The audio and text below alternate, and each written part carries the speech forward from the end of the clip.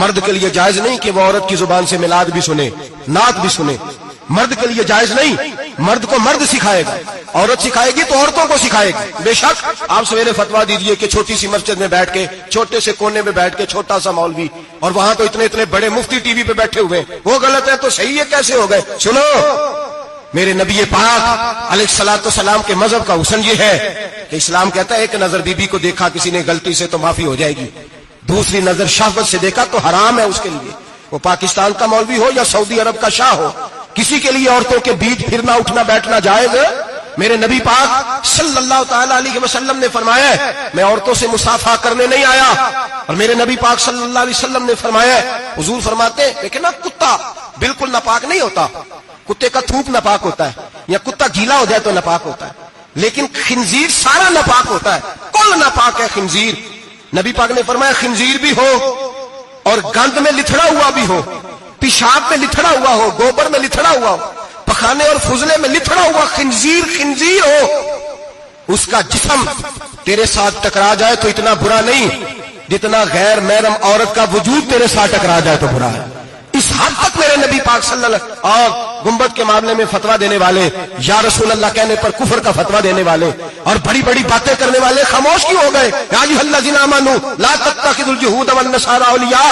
رب فرماتا ہے یہودیوں اور عیسائیوں کو دوست نہ بناؤ، یہ تمہارے دوست ہو سکتے، یہ تمہارے سجن ہو سکتے. جب عرش کا مالک کہہ رہا ہے سجن نہیں ہو سکتے تو دوستی کی بات کیسے بڑھا رہا ہے؟ یا رسول اللہ ہمارے سجن کون ہو سکتے ہیں؟ فرمایا تمہارا دوست وہ ہو سکتا ہے جو محمد عربی کا غلامی کرنے والا ہو، جو رسول اللہ کی نوکری کرنا ہو دوست ہوگا. دوسرا دوست ہو سکتا کوئی ایکٹر مذہب نہیں سکھائے گا، کوئی گویہ مذہب نہیں سکھائے گا. حضرت جناب سیدنا جنید بغدادی، بغداد کے پیر سے کسی نے پوچھا تھا آج سے 1100-1200 سال پہلے، وہ تو زمانہ ویسے نیکی اور پرہیزگاری کا تھا، کہ بابا جی مرد اور عورت نیک ہو، بغیر پردے کے، بغیر حجاب کے، بغیر دیوار کے بیٹھ کر ایک دوسرے کو دین سکھا سکتے ہیں؟ حضرت صاحب بتائیے، مرد اور عورت نیک ہو تو بغیر پردے اور حجاب کے ایک دوسرے کو دین سکھا سکتے ہیں؟ تو حضرت جنید بغدادی فرمانے لگے سکھانے والا حسن بصری ہو اور سیکھنے والی رابعہ بصری ہو تو پھر بھی بغیر پردے کے بیٹھنے کی اجازت نہیں. تو مفتی صاحب کو اجازت کس نے دی؟ مولانا صاحب کو اجازت کس نے دی؟ بڑا وہ نہیں ہوتا جو ٹی وی پہ زیادہ آتا ہے، بڑا وہ ہوتا ہے جو رسول اللہ کے دین پہ عمل زیادہ کرتا ہے. حضرت عبداللہ ابن مسعود رضی اللہ تعالیٰ عنہ فرماتے ہیں زیادہ باتیں کرنے والا عالم نہیں ہوتا. حضور پھر عالم کون ہوتا ہے؟ فرمایا پڑھو قرآن، انما یخشی اللہ من عبادہ العلماء. فرمایا بڑا عالم وہ ہوتا ہے جو اللہ سے زیادہ ڈرتا ہے، اس لیے کہ رب فرماتا ہے میرے بندوں میں سے جو عالم وہ ہے جو اللہ سے زیادہ ڈرتے ہیں، خوف رکھتے ہیں. تو میرے بھائی رمضان المبارک میں بچنا ہے، پرہیز کا وقت ہے، تو کوئی شخص بھی کوئی شو نہ دیکھے، میری منت ہے آپ حضرات، کوئی شو نہ دیکھے.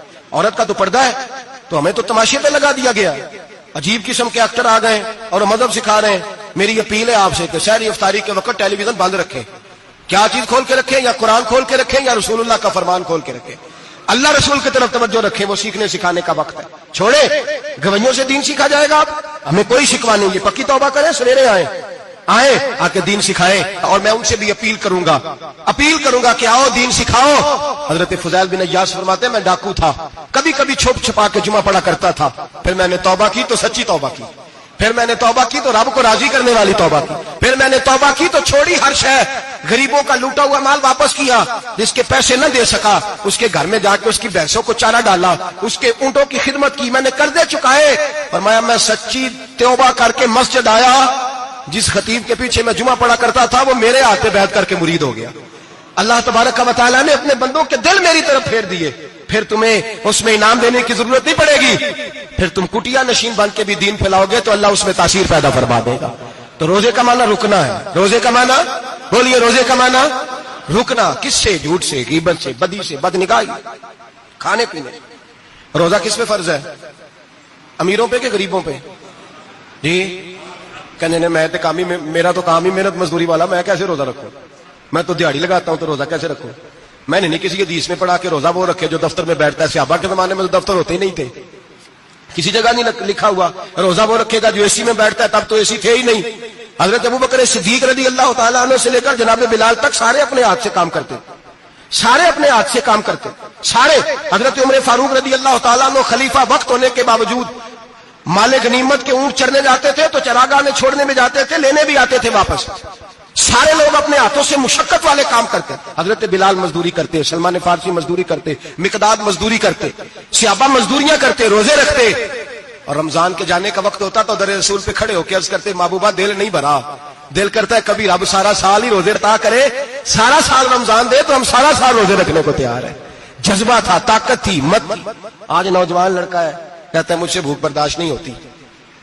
میرے بھائی رب بیماری لا دینا, اللہ سے دعا مانگے اللہ شفائیں عطا فرمائے, اور دعا کریں اللہ آزمائش سے محفوظ فرمائے. آپ یقین کریں میں نے لوگوں کو دیکھا ہے حلق سے قطرہ نہیں اترتا, خوراک کی نالی لگی ہوئی ہے, اعلیٰ غذائیں پکی ہوئی پڑی ہیں, عرش کا مالک کہتا ہے میں تیرے حلق سے گزرنے نہیں دوں گا, قانون بن گیا. میں نے دیکھا ہے ڈرپ پہ لوگ زندہ ہے, بوتل لگی ہوئی ہے گلوکوز کی, گزارا چل رہا, اعلیٰ غذائیں پڑی ہیں, لاکھوں روپیہ تجوری میں پڑا ہے. مالک کہتا ہے تو نہیں کھا سکتا, تو وہ کھانے نہیں دیتا, نہیں کھانے دیتا. ایک شخص یورپ کے علاقے کا, میں کسی کالم نویس کا پڑھ رہا تھا, وہ کہتا میری کھربوں میں جائیداد ہے لیکن میرے معدے میں ایسی تکلیف ہے کہ میں آٹے کو چھان کر جو اوپر سے بورا نکلتا ہے صرف وہ کھا سکتا ہوں, اس کے علاوہ میں کائنات کی کوئی نعمت کھا نہیں سکتا. اور میرے بھائی وہ جب چاہے تو بڑے بڑے کھانے کھانے سے تجھے روک دے, تیرے دانت چبانے کے قابل نہ